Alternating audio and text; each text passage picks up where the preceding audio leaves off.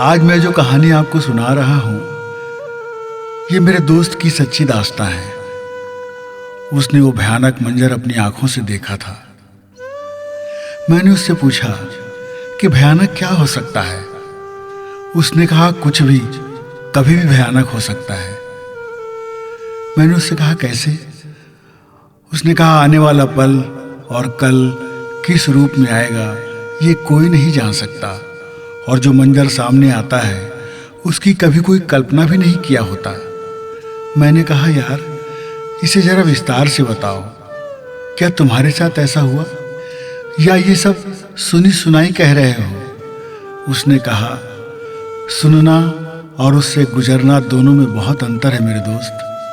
फिर उसने सफर के दौरान उस रात का मंजर बताया जब हजारों की जिंदगी पल भर में खत्म हो गई और चारों ओर तबाही ही तबाही मच गई। एक रात पहले हंसते खेलते हसीन कल्पनाओं में बीत रहा जीवन अगले ही पल भयानक हादसे का शिकार हो गया।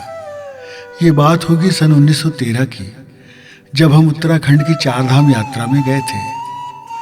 माँ बाबूजी कहते थे कि जीवन में एक बार 4 धाम और 4 तीर्थ कर लेना। उसने बताना शुरू किया। 4 तीर्थ बद्रीनाथ, द्वारका, पुरी और रामेश्वरम हैं, और 4 धाम उत्तराखंड में हैं, जिन्हें बद्री, केदार, गंगोत्री और यमुनोत्री कहा जाता है। सो जीवन में एक बार यहाँ हो आना चाहिए। बचपन से उनकी बातें सुन सुनकर मैं बड़ा हुआ, और फिर कारोबार में हमने बहुत कामयाबी हासिल की। हम दुनिया के बहुत से कोनों में घूमने के लिए गए। फिर तीर्थ की याद भी आई, तो सोचा कि चलो कुछ पुण्य का खाता भी बना लिया जाए, और हमने उत्तराखंड जाने का प्लान बना लिया। ट्रेवल एजेंसी से सारा इंतजाम करवा लिया। जितना आरामदायक सफ़र हो सकता था वो सारा इंतजाम हमने करवा लिया। फ्लाइट, हेलीकॉप्टर, टैक्सी, होटल सब।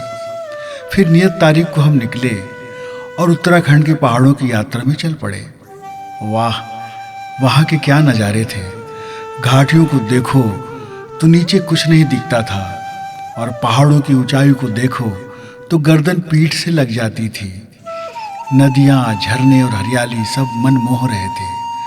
ठंड से कपकपी भी छूट रही थी। रास्ते में कहीं किसी टपरे में रुककर गर्मा गर्म चाय की चुस्की का मजा ही अलग था। मन भर का घूम लेने के बाद बद्रीनाथ से केदारनाथ के लिए जब हम निकले तब हल्की वर्षा हो रही थी। रास्ते में अपने ही शहर के 1-2 परिचित भी मिल गए। हाय हेलो हुई। वे भी बद्रीनाथ जा रहे थे और हम बद्रीनाथ से केदारनाथ जा रहे थे। हम केदारनाथ पहुँचे और रात में भगवान केदार के दर्शन हुए। हम वहीं एक होटल के कमरे में रुक गए, क्योंकि सुबह वहाँ से हेलीकॉप्टर से हम वापस जाने वाले थे। लेकिन सुबह तक बारिश तेज हो गई। हमारा हेलीकॉप्टर तैयार था। हेलीपैड में यात्रियों की भीड़ थी। सभी को लौटने की जल्दी थी। उस वक्त तक मौसम बहुत खराब हो गया था। फिर भी हमारी बारी आने पर पायलट ने हमें बिठा लिया और उड़ान भरने लगा।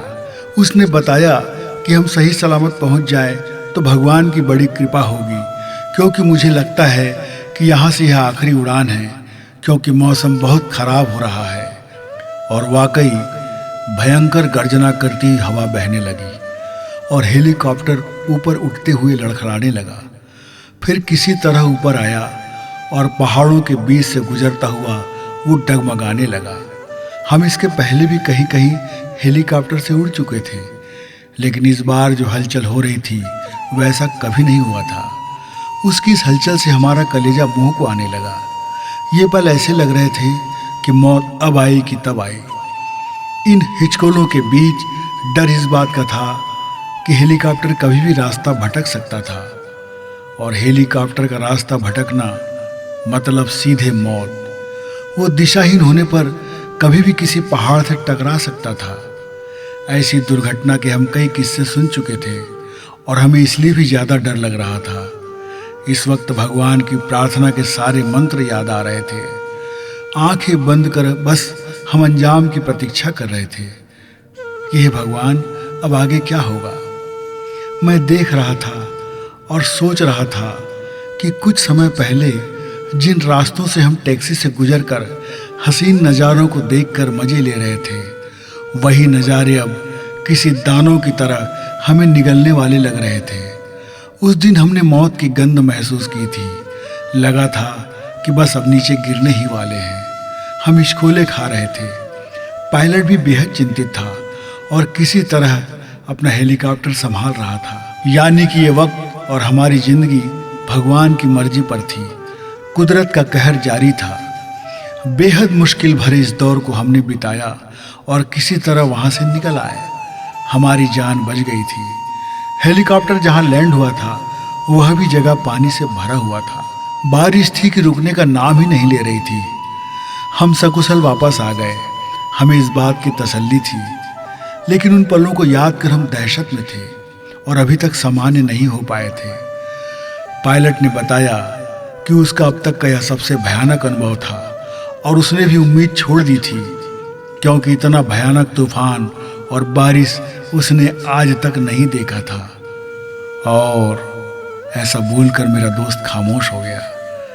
उसका गला भर आया। उसने आगे बताना शुरू किया कि दूसरे दिन जब टेलीविज़न पर हमने समाचार देखा और केदारनाथ का हाल देखा तो हमारे होश गुम हो गए। हम आखिरी यात्री थे जो वहाँ से बचकर आ सके थे। हमारे निकलते ही वहाँ की सारी उड़ानें और यात्रा रद्द हो गई थी और उस रात जो जलजला आया था उसमें हजारों लोग दफन हो गए और लापता हो गए। कितने मरे, कितने खोए, ये जानकारी ठीक से नहीं मिल पा रही थी, क्योंकि वहाँ कोई भी पहुँच नहीं पा रहा था। रास्ते टूट गए थे, पुल तेज धार में बह गए थे और पहाड़ टूट रहे थे। किसी के लापता होने पर उसे खोजा नहीं जा सकता था। सब कुछ वर्षा के थमने पर निर्भर था और मेरे शहर का वो मेरा दोस्त अपने परिवार के साथ मुझसे मिला था।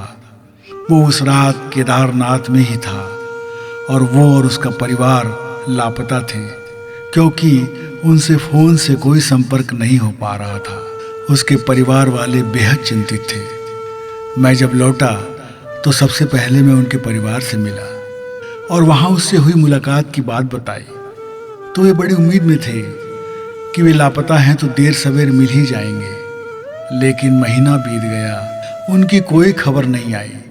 सभी हेल्पलाइन और सरकारी कोशिशों के बावजूद उनका पता नहीं चला और आखिर में सब ने यही अनुमान लगाया कि भगवान केदारनाथ जी के मंदिर के समीप उस रात जो लोग ठहरे थे वे मंदिर के पीछे से आई भयंकर बाढ़ की चपेट में आ गए थे और पानी, मिट्टी, पत्थर, कीचड़ का जो सैलाब आया उसमें सब दफन हो गए।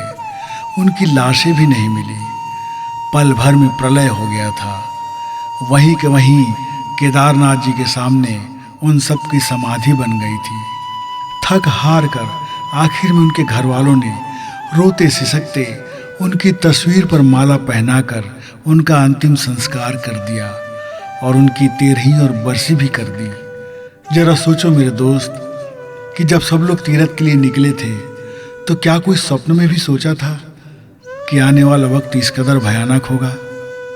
हमने जागते हुए मौत का भयानक मंजर देखा जिसकी कल्पना करने से सिहरन हो जाती है। ऐसा कहते कहते मेरे दोस्त ने कहा कि आज भी जब आसमान में कोई हेलीकॉप्टर उड़ता दिखता है तो मुझे अजीब घबराहट होने लगती है और उस वक्त की याद ताज़ा हो जाती है।